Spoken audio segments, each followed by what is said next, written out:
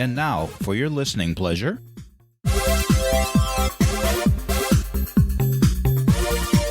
And now, for your listening pleasure. And it's letting go day, and you know what?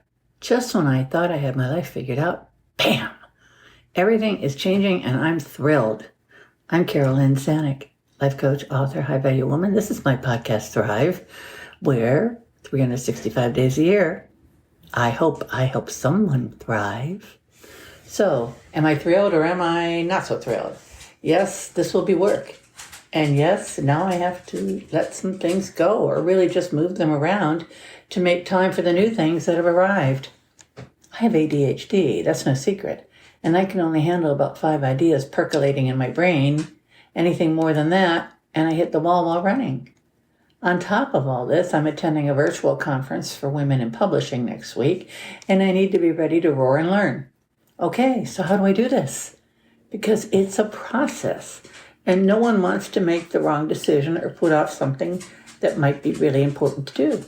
So first, I write everything down, all my ideas and all my project ideas. Then I assign them all a letter, A, B, or C. Then I put them on their correct lists and number them as to their importance.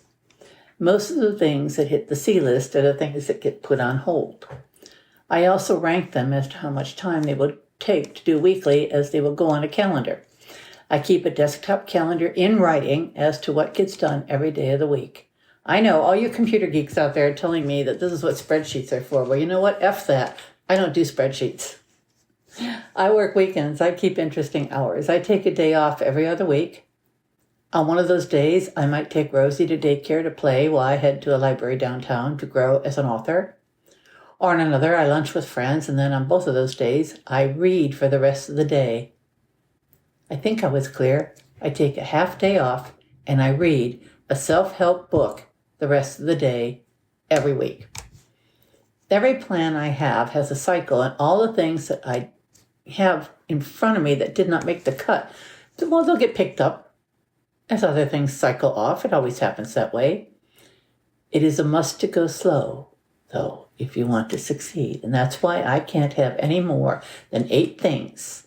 8 things. Are you kidding me, Carol? You are in that case today. I can't have more than 5 things that I'm working on. 8 things? Where did that come from? This is Carol Lynn Sanick, life coach, author, and high-value woman. I make mistakes in my podcast, and I don't start over. Thank you all so much for listening, and that's a wrap.